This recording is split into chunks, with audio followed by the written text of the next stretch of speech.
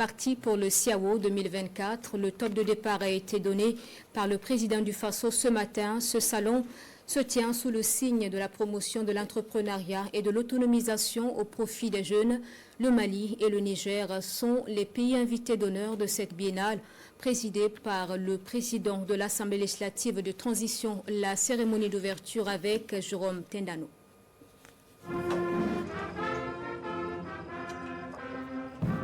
Le Burkina Faso, miroir de créativité et d'espoir pour tout un continent, la 17e édition du Salon international de l'artisanat de Ouagadougou s'ouvre pour 10 jours.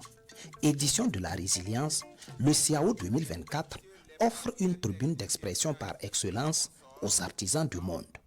Ériger l'artisanat au rang de propulseur du développement socio-économique de l'Afrique, c'est une conviction au plus haut sommet de l'État burkinabé.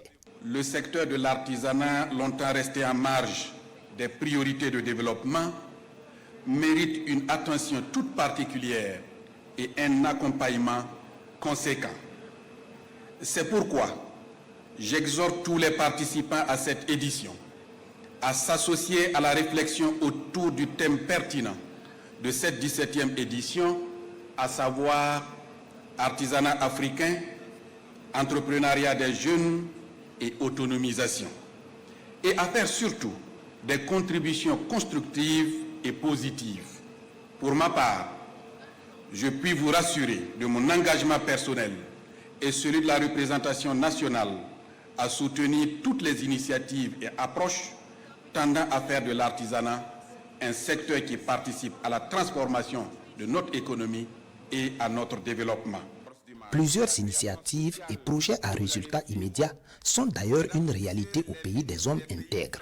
Souveraineté et fraternité entre les peuples, le message du président du Faso, livré par le ministre en charge de l'artisanat, interpelle la jeunesse à l'action afin de capitaliser les acquis et promouvoir l'innovation. Des kits de production et des métiers à tisser ont été distribués aux artisans pour améliorer leur productivité et compétitivité. Des efforts ont également été consentis pour le renforcement des capacités des artisans à travers des formations qualifiantes leur permettant d'acquérir les compétences nécessaires pour répondre aux exigences d'un marché en constante évolution. La construction d'un centre national d'appui à la transformation artisanale du coton, Sénatac, représente une autre avancée significative. Ce centre permettra de valoriser le coton local en produits finis de qualité, contribuant ainsi à l'industrialisation du secteur artisanal et à la création d'emplois durables. Le port obligatoire du Faso d'Amfani et du Koko d'Onda lors des cérémonies officielles emblématiques du Burkina Faso s'étend désormais au costume des magistrats, des enseignants-chercheurs, des élèves et d'autres catégories professionnelles, renforçant ainsi la symbolique de notre patrimoine et soutenant activement les artisans locaux. À vous, jeunesse dynamique et vaillante, vous représentez l'espoir de l'Afrique.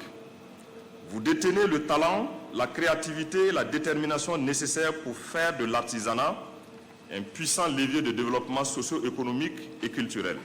Je vous invite donc à saisir pleinement cette occasion pour concrétiser vos projets et contribuer à la prospérité de notre continent.